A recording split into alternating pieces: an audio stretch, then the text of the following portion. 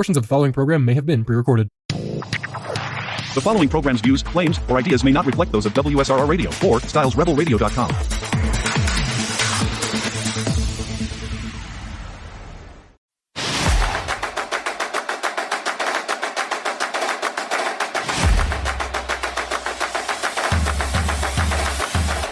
Welcome back to another episode of Behind Enemy Lines right here on WSRR Radio. Nationally local, meaning we play your local bands on a national stage. This is Behind Enemy Lines, your Cleveland sports talk show from Pittsburgh. I'm Lucas Strazio. I'm joined by Dom Farrow, and we're kicking off the episode with a massive apology. And Dom doesn't have to give an apology. It's 100% on me. We missed out on an episode last week. We recorded actually what both of us said was probably one of our best episodes. Probably the best. Super Bowl, maybe our best episode. Previewing the Super Bowl, talking about how no one wants this Super Bowl. It's the least anticipated Super Bowl in decades. And I didn't edit it quick enough. My computer got shut off, and I lost my entire half of the episode. So I was thinking about just putting Dom's half out, so you guys could just listen to him talk to no one. And listen to the 2 minutes of silence in between each point that he makes while I was talking. It could have been like I was thinking about retroactively going back and being like, I think what I said here was this, like blah, blah, blah, and then hearing you talk, but I didn't know how that would work out. I was honestly, when you first said that, I was thinking about that. Maybe you can just try to go back and like gasp, but at some point there'd be a train wreck and some wires would get crossed for sure. But yeah, I was also... because I feel like I definitely bulldoze you sometimes on this show where I do most of the talking, and I'm just ranting. So I feel like there would be like a span of 7 minutes where you didn't say anything, and I'd be like, I have no clue what I was talking about here. I just don't know. And you also have no clue like how I'd respond. You could talk for like 7 minutes about Ash and Jenny. I'd be like, yeah, I do think Patrick Mahomes' brother is pretty weird. Yeah, exactly. It probably would have been spectacular content, but I have to apologize about that right off the bat. I gotta say one more thing. If the people demand it, we could just release as a choose your own adventure type episode. Yeah. You fill in the void, and you just let me chime in here and there. We'll just play your half, and it won't even be a radio show. It'll be like a one-sided conversation. So then you can it'll be like POV. You have a conversation with Dom. And that could be the next thing. Talk to him. Could be the next big thing. Yeah, it's like a virtual conversation. It's not too bad, Maybe we're WSRR Radio. We're the cutting edge of radio technology. Do radio with us. That's right. Anyway, this episode will come out the day after the Super Bowl, Monday, February 9th? I don't know my dates. 10th? It should be a holiday. That's all I know. It should be a holiday. There should be a day off. You guys should be off work. You're probably driving to work right now, Monday morning, 10 a.m. Your Monday morning block. Late. We're the last show on it. So thanks for tuning in to us, listening to it. We are recording this before on February 6th, Thursday. So we're not going to be able to break down what happened in this game, obviously. But again, I just my one thing to talk about the Super Bowl is that I really feel like it is the least anticipated matchup in years, if not longer. And I think that the NFL even knows it. And like I really notice a lot of things about like NFL and NFL teams, like social medias. I've noticed the NFL is like really trying to play up on the nostalgia of past years, which I feel like they do a little bit like every year. But this year they're really like, here's 20 slides of iconic Super Bowl moments to get you hyped up for the big game. And like, it's games from the past 20 years, but like, I don't know. I just feel like no one really, like, I'm not excited to watch this game Sunday night. I'm excited to get together with friends and eat a bunch of dips and have our, hors d'oeuvres that we always have every year. But I don't really care about the game. I really disagree. On a lot of levels. I mean, we're watching history here. The Chiefs going for what could be the first three-peat in NFL history. We're also watching one of the greatest quarterbacks of all time. And maybe he's not the greatest of all. Yeah. How could you imagine if Pickett gets in? Could you imagine if it's Pickett versus Wentz? I think if Wentz somehow finds a way in and they win that game, it could go down as one of like the greatest stories That in would Super be a Bowl great history. storyline. I would love to see Carson Wentz get in here. That would actually be sweet. I Now don't he's think got to Patrick play more Mahomes than like a would- quarter or two. but- Yeah, I don't think Patrick Mahomes would allow himself to be out, though, to be honest. As much like hate as Mahomes gets, and like because he is annoying, and like you said last week that got deleted, like there was always a point that people were going to turn on Mahomes, and now we've like fully seen that. Everyone's sick of him. Everyone's fed up with him. He is a tough guy, and he is like he does have love for the game, like, and he won't come out. So I would like to see that though. Carson Wentz get a redemption shot against the Eagles too. That like yeah. again, It'd be great. This is just adding to the lore. Another thing I said in that lost episode is that I think that Lost Mahomes. Lost I media. think that yeah, it's a piece of lost media now. I think that Mahomes and the Chiefs, they get treated so unfairly in this day and age compared to Michael Jordan and the Bulls in the 90s. I mean, those guys were winning nonstop. They were beating teams that, were championship caliber, but we were not we, because I wasn't alive. You guys possibly were watching the greatest basketball player of all time dominate, and people were enjoying it. I mean, obviously he had haters. Don't And even. This is a pro LeBron pod or show, whatever you say. Listen, I go back and forth with LeBron. Right now, I like him a lot. So, But sorry, but go back. Jordan was awesome, and also LeBron. I think he got a lot of unfair hate in his day.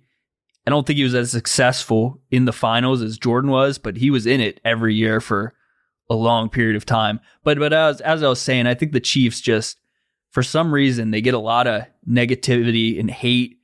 And for me, I just appreciate it and am enjoying watching greatness.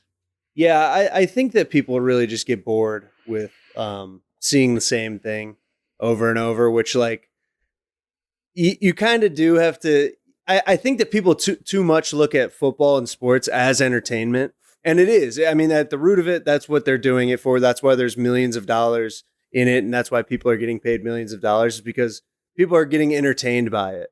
But at the end of the day, like, what makes sports so great is that it's unscripted entertainment. Like, if someone wrote 3 movies where all 3 movies were the exact same, like the Chiefs seasons have been, yeah, that would be a bad movie. But like, what makes it a good story is that it's real life. You know what I mean? So I think that I'm watching the Vince McMahon documentary right now, like I told you, Dom, and they were just talking about how Hulkamania was getting old, so they had to dethrone him. And I feel like that's kind of how people think, but at the same time, it's like you do have to appreciate the greatness, because like this isn't scripted. They're going out, they're working their ass off 365 days a year to be the best team, and we should appreciate that more. This might not sound as good if the Eagles win this game, but still. The thing with Hulk Hogan, though, is that they moved on from him too quick. He went to the other federation. They started WCW. NWO. It was a new pop. He still had it. So don't give up on Mahomes. Well, it's because they never went heel with him. Mahomes is still the greatest quarterback that I've probably seen in my life. Tom Brady was awesome. He was such a natural winner. But what Mahomes does on the field in these clutch moments in the playoffs is something that we've never seen, especially this far into his career. Now, he's got a long while till he reaches Tom Brady, but so far, this guy is untouchable. He's doing things that we've never seen. So I'm really excited for the only person that has Super Bowl. been able to touch him has been Tom Brady. And That's right. In his first year starting, Tom Brady beat him in the AFC Championship, and then in his second Super Bowl appearance, Tom Brady beat him with the Bucs. And we're always going to hear that to the end of time. It's like, I don't know. If we got to see Jordan and LeBron play, that's basically what we saw in the NFL there. Yeah, no, it definitely will be. It was kind of that passing of the torch. And I do think that if they're down the road, down the line, when people do have these conversations about like who's the GOAT, MJ versus LeBron, Brady versus Mahomes, I feel like that'll be used as an argument where it was like Brady beat Mahomes at the end of his career on his last legs, and that'll be like the MJ argument of like, well, MJ never lost in the finals and LeBron did. And it's like, well, it's a different game now and whatever. But There's a lot of other circumstances around that. It's not like Tom Brady single-handedly beat the Chiefs. They also had an insanely good defensive performance. I think it was the first time.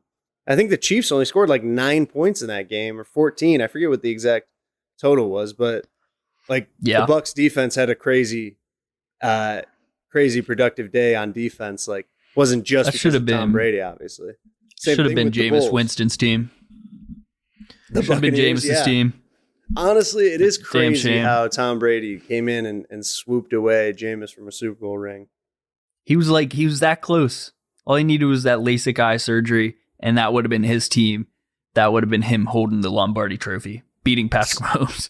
So again, we've talked about the oversaturation of the Chiefs, and the Chiefs are winning too much. People are seeing them too much, and they're getting sick of them.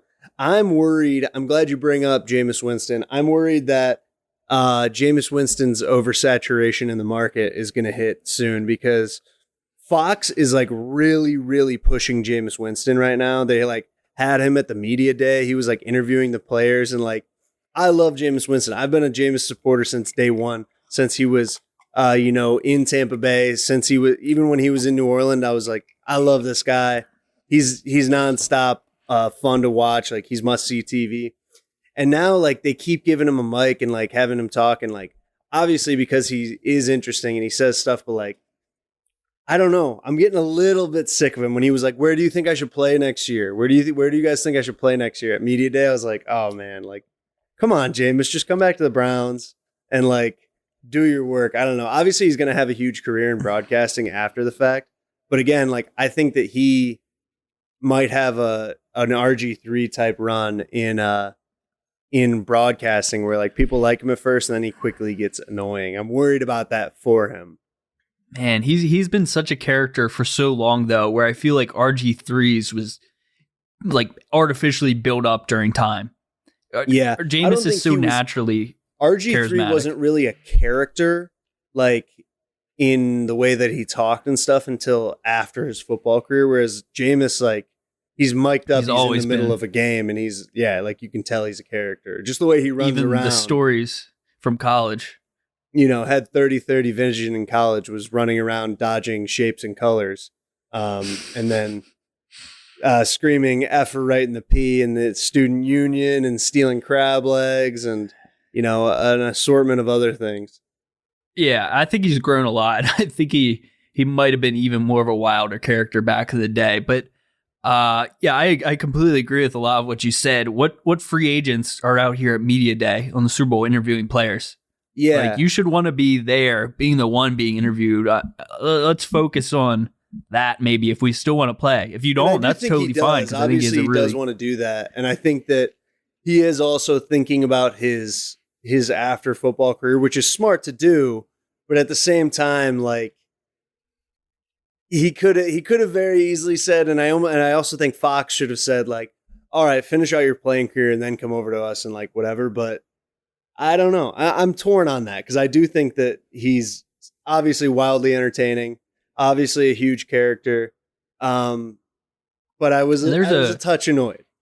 There's a very real possibility that he kind of got played by Fox. Sometimes I think these athletes, they don't realize what they're getting into. And then they're like, oh yeah, you got to ride a bike around here. You got to sing to people. You got to go out on Bourbon Street at midnight. You got to do all this. I think he just got thrown into it, and Fox is trying to capitalize on the viral sensation that he is right now. Yeah, definitely. And I also think that Fox is kind of using him again, because this has been a little bit of like an underwhelming Super Bowl matchup where people are, again, not that interested. They're like, oh, it's the Chiefs again. It's the Eagles again. Second time in 3 years. I think the real football fans are into it. Like you said, like, we can witness history. We get to see another, huge game in the career of one of the greatest of all times. But I do think that there's a good amount of casual fans who are like checked out for this one. You know what I mean? Yeah, but there are also a lot of Taylor Swift fans that I think make up for it for the NFL. But another thing, which one do you think is more like lackluster this year? This Super Bowl or the national championship game? Because I feel like the national championship game had zero buzz. Yeah, I do. I was torn on the national championship game as well because like I was an Ohio State fan, but I even said like I shouldn't say was. I am an Ohio State fan, but like I was even torn on them winning it because I was like, it's kind of just boring. Like it's a boring matchup. Like they should win it. They're the best team. They have tons of whatever. It was kind of boring, and I do think that the other part that made it lackluster was like the whole buildup of it being the 12-team college football playoff, and people like just kept finding things to complain about. Like, oh man, all the first round matchups, all the home teams won. It's like, yeah, they were the higher seed for a reason. Like, because they're better. That's why the home teams won. And there was blowouts. That happens in sports. There's blowouts. And then like the second round, it was like, oh man, all the away teams won. You guys shouldn't have given them the bye because then the teams that got the bye were rusty. So like, I just feel like people were complaining at like every step to then where they were like, oh yeah, like Ohio, they were kind of trying to make excuses as to why Ohio State made it. And then people wanted to see Notre Dame because, Notre Dame has that brand and they haven't won a national championship in so long, but the writing was kind of on the wall, like Ohio State's a better team. So it was kind of lame, but I don't know. I just, I feel like people did try to also like hype that one up instead of playing up on nostalgia. I mean, they did a little bit there too, like in ways of playing up like Notre Dame is this huge brand who has so much history. But yeah, I feel like the way that they tried to hype that one up was like the underdog of Notre Dame. They were like, oh man, Notre Dame can do it. Like they're a team of destiny. And they tried to, again, like manufacture a story to get people interested in it almost. I think part of it, I think I had more fatigue with the college football marketing because the entire year was about how this big playoff was going to happen. And then you promote it through 5-6 months. It's like we keep hearing it until the national championship game. We get it. What's so special about this game? And you realize there's not a whole lot. And there's not a whole lot that's captivating. There's not a whole lot of stories because of the transfer portal. Uh-huh. Most of these stars, outside of a lot at Ohio State, except Will Howard, they were, products of Ohio State. But for the most part, there just was not enough captivating stories, not enough to get people engaged in this game, in my opinion.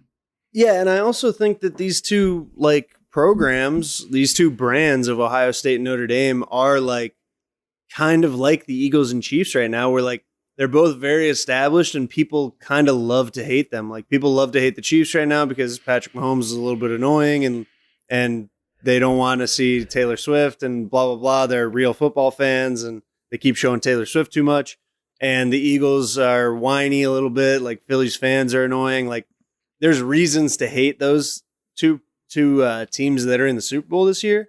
And I feel like there's plenty of people who are like, oh, Notre Dame's stuck up and like whatever. And they always just play up on the fact that they used to be good back in the 70s and whatever. Like who cares?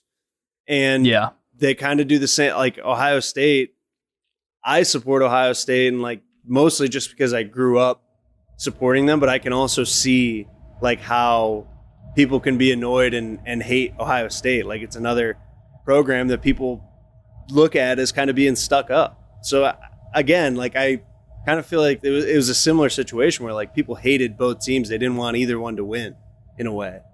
I think more people wanted Notre Dame to win because they were more obviously the underdog, but and like you saw that with betting, like the majority of the bets were placed on Notre Dame because people wanted Notre Dame to win. But yeah, I don't know. I think both of these matchups are like people just don't like the teams that are in them. I feel like we have people think about this every single year, and every single year it just depends on the game. We have years where we think it's going to be a great Super Bowl and it just doesn't pan out. And we have years where, the Rams and Bengals, maybe that was one that people wanted a lot just because it was two teams that, don't really make a lot. In a while, yeah. Yeah. So that's what people are into. That was also a great game. Yeah. But for me, those weren't two teams that I was super excited to see. But it turned out being a great game. And it's one of the more memorable ones in the, past decade. Yeah, I think that a lot of like casual football fans, like I said, have just said, like, we want to see something different. Like, my one very close friend, Lauren, she doesn't really watch football. She's a quote unquote Cowboys fan, but like, you know, it's not like she really knows everything that's going on. She said, I just really don't want, like, the whole playoffs. She was like, I just don't want to see the Chiefs or Eagles in it because, like, that's boring. I want to see someone who's never been in it. Who's someone that's never been in it? Packers haven't been in it in a while. So-and-so hasn't been. People just want to see something new and something exciting that they haven't seen in a while. 216-859-8699. Let us know who you want to see in next year's Super Bowl. Maybe switch it up. Behind Enemy Lines. Stick with us through the break.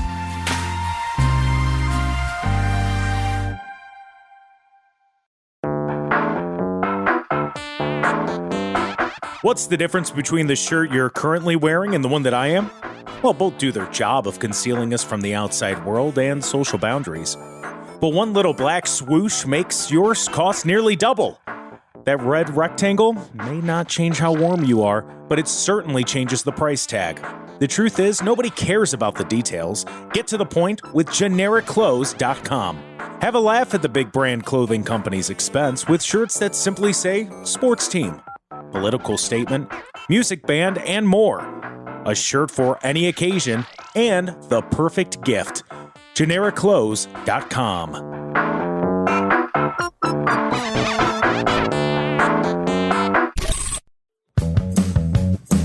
Boss, take credit for your work. Repo man, take your car. That bitch ex-wife, take the kids in the settlement. Don't let these big radio monopolies take the local music scene from you. Tune to WSRR Radio with the Live 365 app.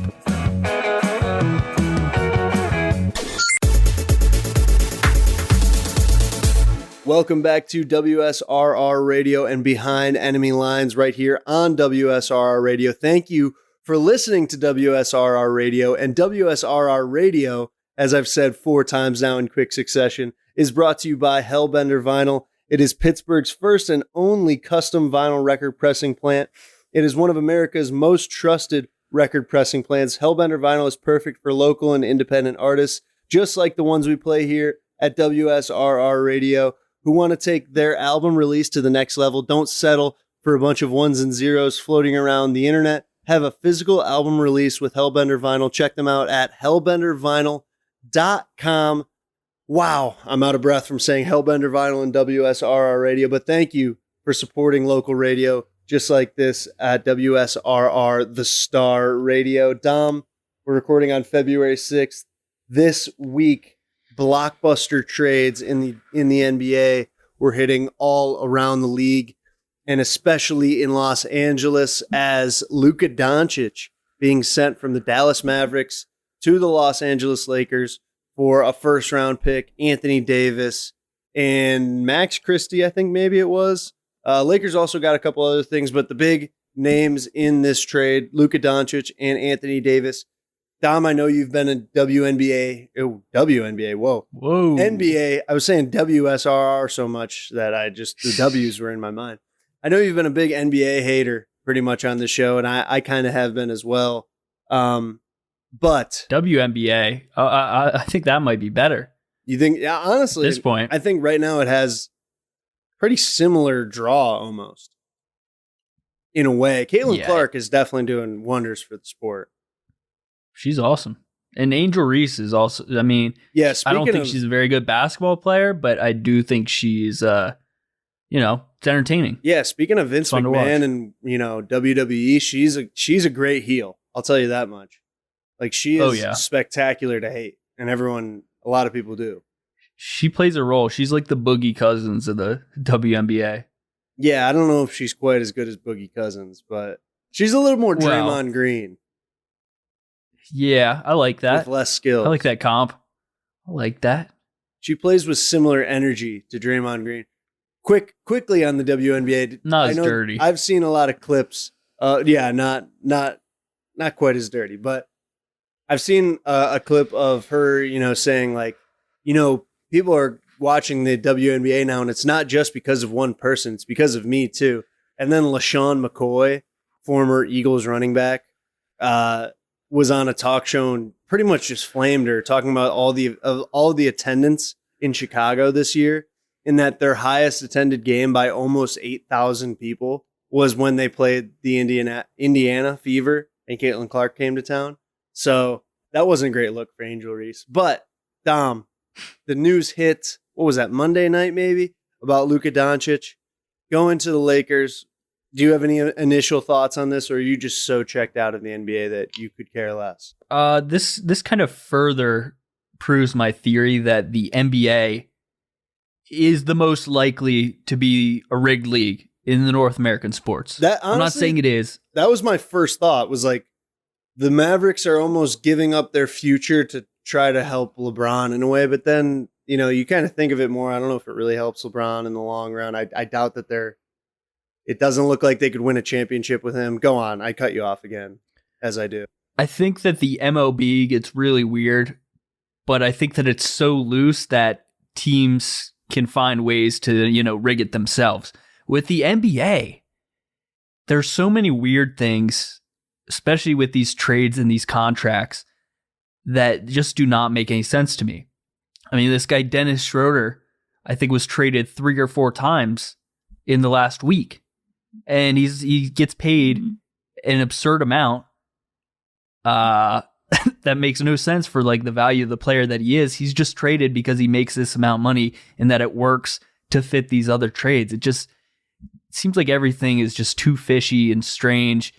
I think it's good for the NBA. I think having LeBron and Luka on the same team is great for ratings, but does it make any sense when you actually think about it? I don't think so. Yeah, I think the other thing about the NBA that I think is so weird is, like, from the outside looking in, like, I'll play devil's advocate after I say this point, but like, from the outside looking in, it's so much of like a once you're in type of league where like they're looking out for other guys in the league. Like guys like Udonis Haslem for the Miami Heat, like he didn't play for the last like however many years of his career. He barely played any minutes. He looked like a terrible athlete out there. And it was like, really, you guys are going to pay him however much when you could bring in younger talent and, you know, maybe help develop them into being someone good for the team. Now, playing devil's advocate, I know like the NBA is a huge locker room sport for sure. There's only 12 guys on an active roster. You kind of have to have them be super close knit. It's a very mental game. They're playing 82 games. Like, you do need camaraderie and chemistry. Guys are maybe bigger in the NBA than any other league.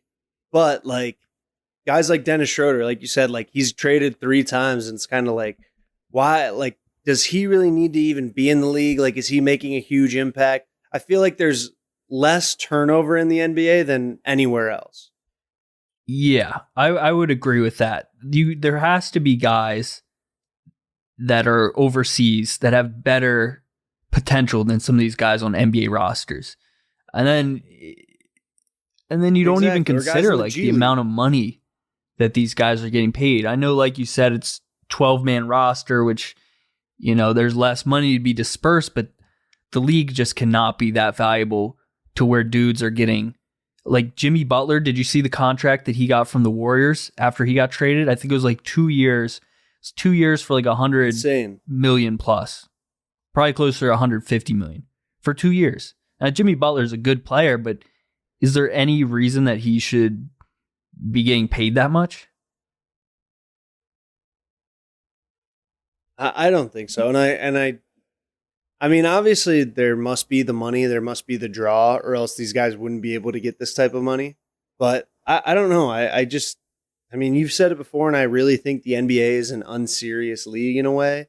And like, it just, I don't know. It's hard to get behind. The point that I made about the NBA being an unserious league on our deleted episode from last week, our lost media episode, was that they floated the idea of having Bronny James be in All-Star Weekend. I'm not sure if they meant just attend or actually be in the game, which clearly is purely for ratings to see Bronny play with LeBron, which I don't know why they think that's really going to help. Like, they're on the same team. They play together enough. I feel like that would have been a better idea if he played for someone else and not the Lakers. and it was like, oh well, now you get to see them play together. But I just thought that was a ridiculous. Who do you think makes that idea. decision? And yeah, I mean, All-Star Weekend has absolutely no. Like, Who is nothing makes that anymore. decision for Bronny to go to be a part of it? I guess Adam Silver. You'd think so. I mean, he's I used to making think the he calls, was right? the best commissioner. I'm sure. He was very innovative. I wouldn't doubt that there's someone in their PR team who just like floated that idea and was kind of like, well, I mean, if you want more people to watch, you could just put Bronny in. I mean, he's one of the most talked about players in the league, and he's a G League player who's at one point was 1 for Do you 17 think in his being NBA a commissioner of a league is the most thankless job in the world? It is a tough job, and it is a job that everyone kind of I hates. can't think of no a matter commissioner what, I that's feel ever like. been well liked overall. It Was Stern like? yeah, The David last end was that his name? Stern. I wanna say David Howard Stern. but I that's think he not his was, name. pretty well liked, but there were a lot of conspiracies and scandals, and people said they Yeah. rigged a lot of drafts and stuff with him. Definitely. So he definitely got his fair share of hate and skepticism. I think as much hate as Roger Goodell gets, he might be the most well-liked commissioner in all of like the major sports leagues.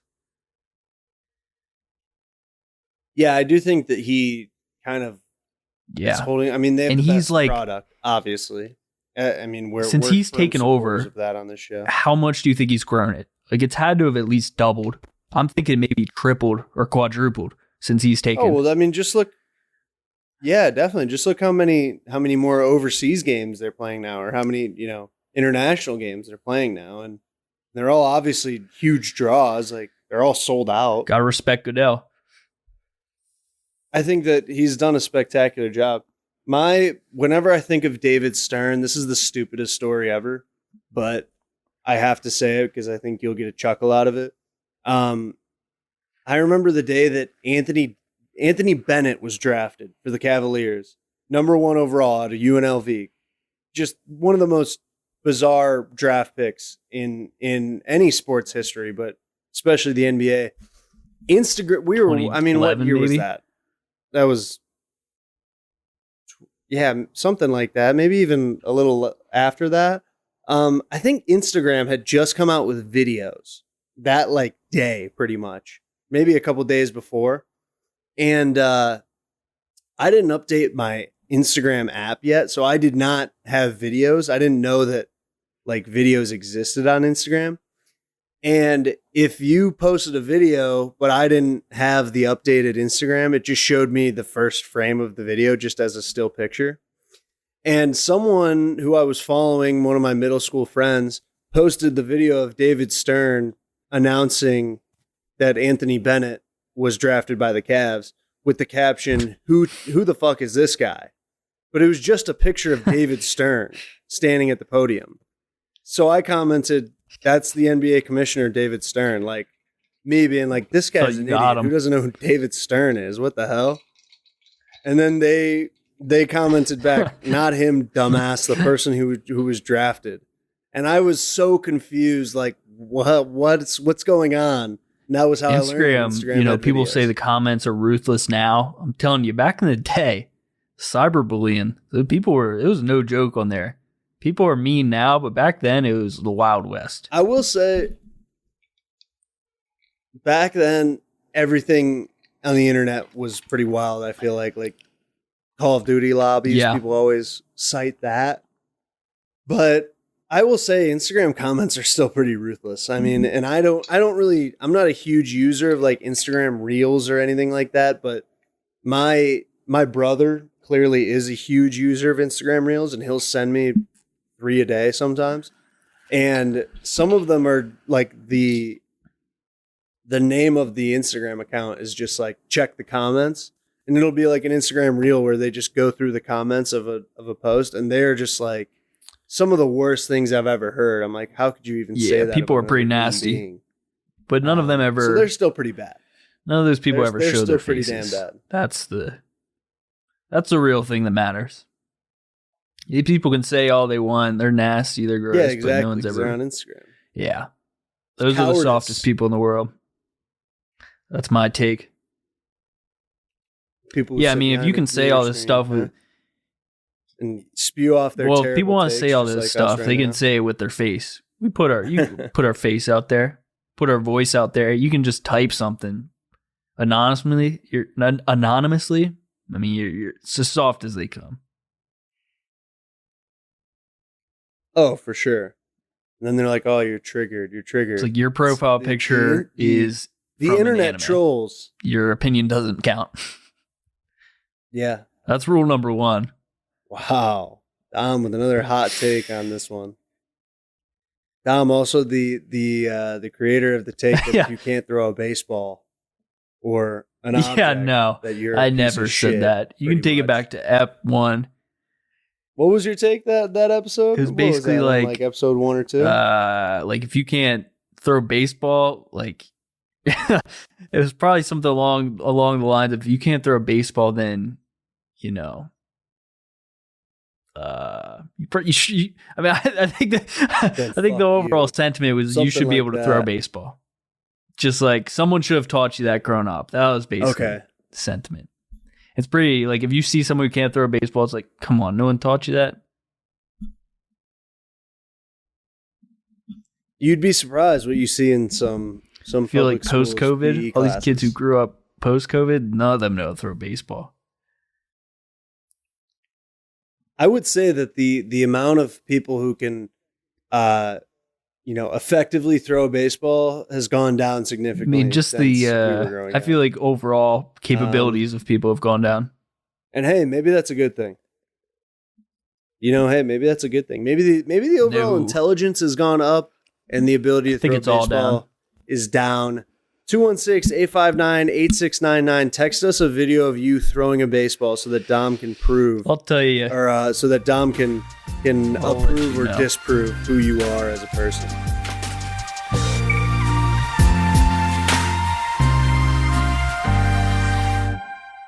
WSRR, The Star. Hi, this is Melissa. Hey, it's Matt. Hi guys, my name is Ari. Coming at you from Synergy Music Studio. Come through to a Synergy Naked session. Synergy Naked is a live performance recording, also captured on video. Look for our releases on YouTube at Synergy Music Studio. We're located on the south side near Chicago. Passing through. Hit up our DMs on Instagram at Synergy Music Studio. Rock hard.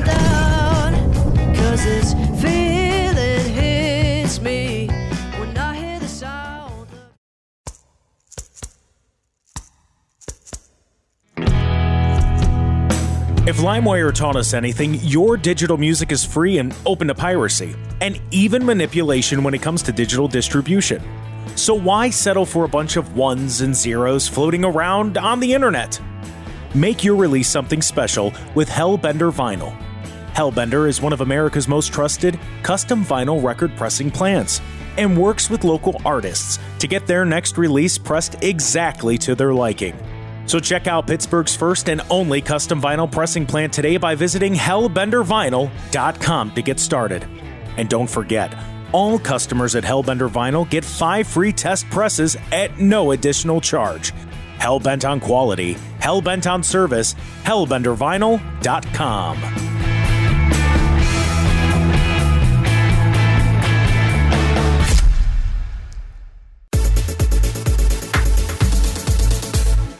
Welcome back to our final segment here on WSRR Radio. This is Behind Enemy Lines, your Cleveland sports talk show from Pittsburgh, and we're brought to you by GenericClothes.com. Nobody cares about the details.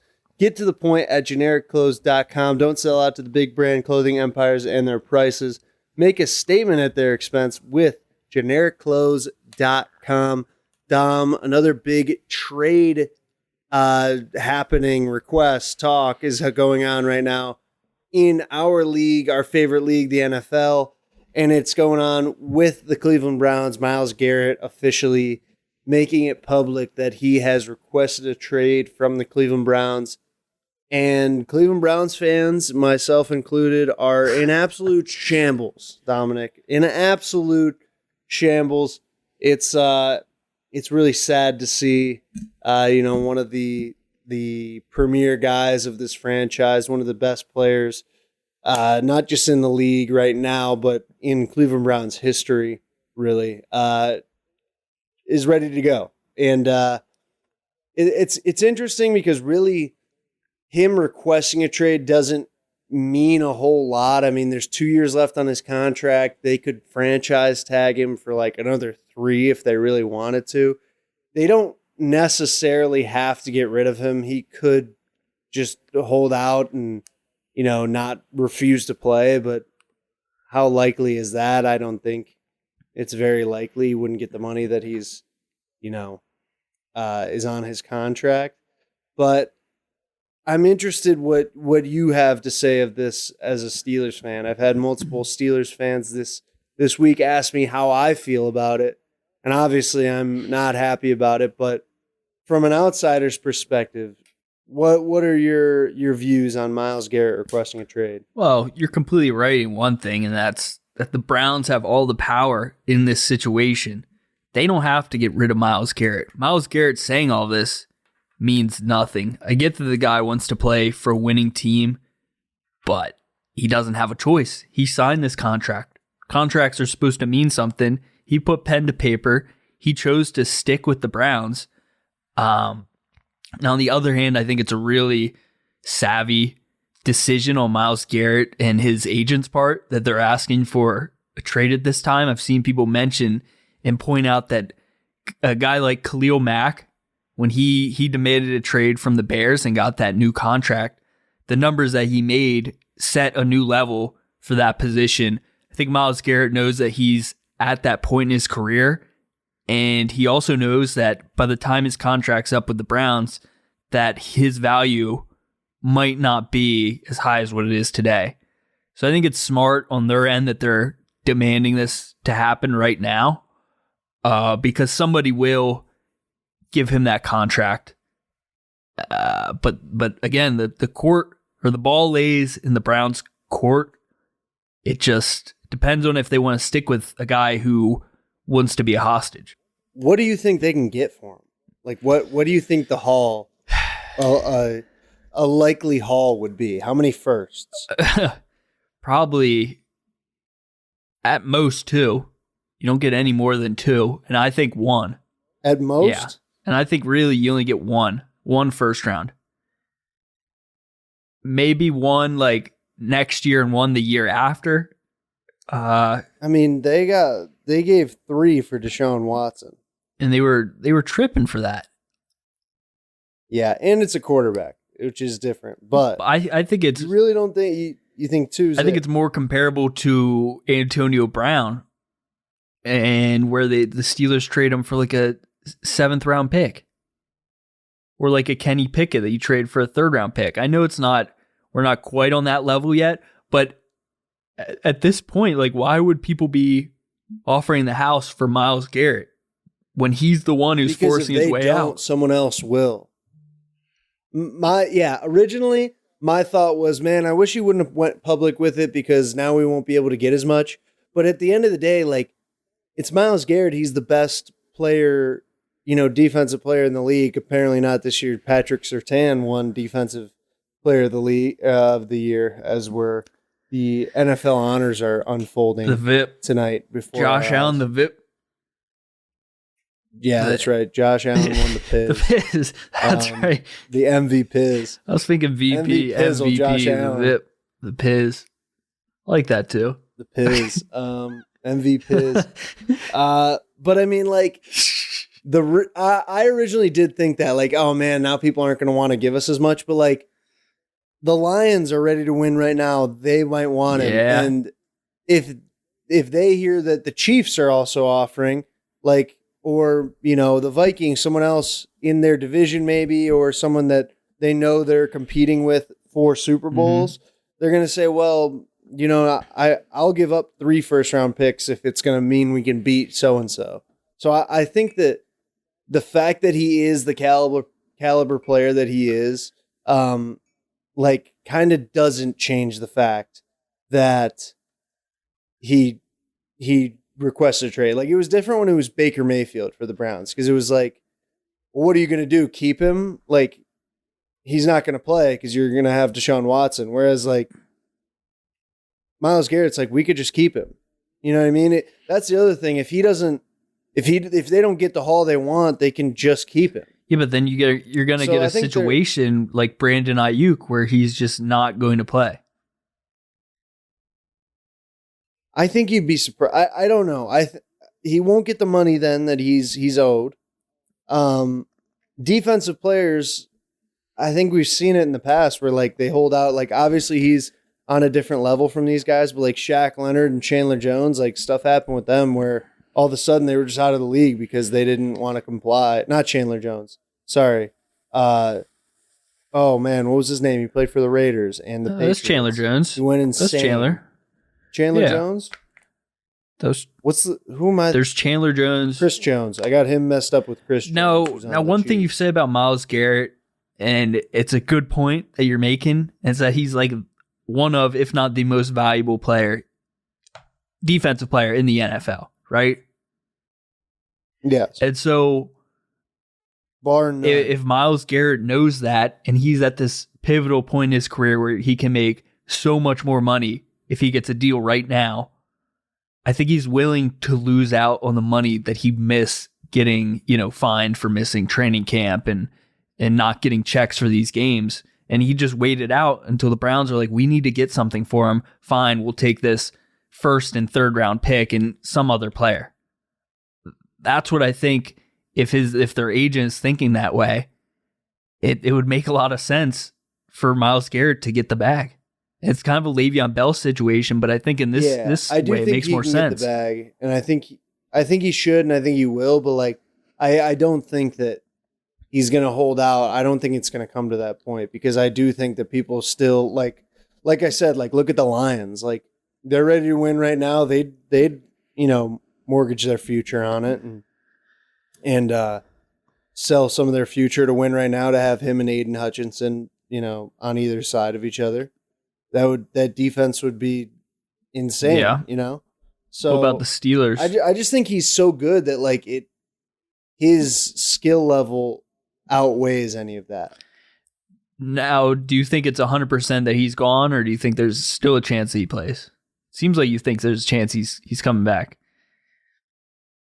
I mean, I think that there's a small chance. I mean, obviously, again, this player isn't on the same level as him, but like years ago, David Njoku requested a trade from the Browns, and he's still here. And, he still plays for the Browns, obviously, and he's had some really good years since then. And they just kind of were like, no, we're not trading you. And I think that there is a world in which he doesn't get traded. He comes back. Maybe they draft. I mean, this is the most optimistic world you can think of, but like they draft a quarterback this year or next who ends up being a franchise guy. And then he comes back and signs another contract. Again, I'm not holding my breath for that to happen, but it's not out of the realm of possibility just because he wrote a letter that said, thank you for everything and I want to be traded. Yeah. Now, there's another guy who didn't request a trade, but it looks like he's getting traded no matter what. That's Cooper Kupp. What type of value do you think he has on the trade market? What do you think the Rams are going to get in return for an aging wide receiver who, still has got it, I think, but he's definitely past his prime? Yeah, I've been thinking about this a lot, actually, because I don't know like what his market value is. I don't know how old he is. He at one point was, for at least 1 year, was, the best receiver in the league, in my opinion. MVP caliber, really, the year that they won the Super Bowl. I do still think he's got a couple of good years left in the tank, but like, are they going to get a first rounder for him? I don't know. What do you think his value is? So I really want the Steelers to get Cooper Kupp. I think, especially if the value's right, but a first round pick is just too high of a cost to pay for him.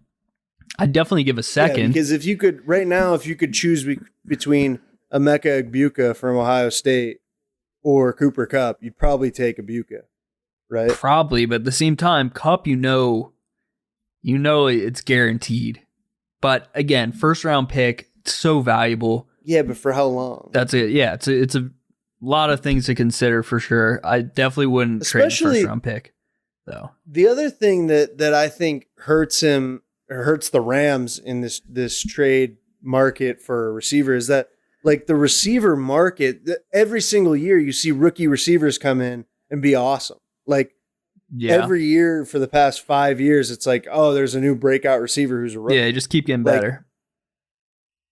Receivers are kind of becoming dime a dozen, where the elite ones are obviously elite, but like every year there's elite receivers coming out where it's like, oh man, like if we can get Malik Neighbors or Marvin Harrison Jr., like they're almost pretty much a sure thing. Yeah. And I think that Ibuka, maybe he might not be a sure thing, but like you just look at the numbers of how many rookie receivers have come in and immediately helped their offenses. Like it's kind of not worth, going to a guy who has been good, but at the same time, doesn't have that much left in the tank. At one point, I heard that the NFL is the only, sports are the only business in which you look at what something's done in the past. Someone said, like, if you're buying a car, you don't go, well, it ran great for its first 150,000 miles. Like, yeah, Cooper Kupp was great for his first however many years in the league. Like, you have to look at the potential of moving forward. Yeah. You know what I mean? And looking at, being better. So I don't know. I don't think that I wouldn't be surprised if they don't get a first rounder for him. Tell me why Ibuka is projected to be taken later in the first round. I didn't watch a ton of Ohio State games, but why isn't he on like the same level as like a Marvin Harrison Jr.? Why isn't he being in like that top 10, top 15 talk? I think physically he just doesn't match up quite as well with Marvin Harrison Jr., but I do think like his wide receiver skills are just as refined as anyone else. And like he reminds me more of like Chris Olave, where like he doesn't have any like one thing that like really jumps off the page, but like he is super smooth in all of his routes. He's a very like, you can tell he's savvy and like understands the game and gets what's going on. And he'll surprise you with how fast and stuff. I think that I wouldn't be surprised to see his draft stock rise after the combine, because again, like he's a guy who kind of looks like he makes things look too easy almost, to where it's like, he's not that good of an athlete, but he is, because he's making things look so easy because he is such a good player. Is he like a Chris Godwin type of player? Do you think that's like peak? Yeah, I could. That's another good comparison. Do you think that's like max potential for him in the NFL, like that type of player, which is really good? Yeah, I think he could. I don't know. Would you say Olave is better or worse than Chris Godwin? Because I'd say he can be like Olave. It's tough with... Maybe it's just because they both wore 2 at Ohio State and wore the same helmet and gear. Maybe that's where I'm getting that comparison. 216-859-8699. Let us know your comparison for Emeka Egbuka. Thank you guys for listening to Behind Enemy Lines. Hope you enjoyed the Super Bowl. Listen to us next week right here on WSRR Radio.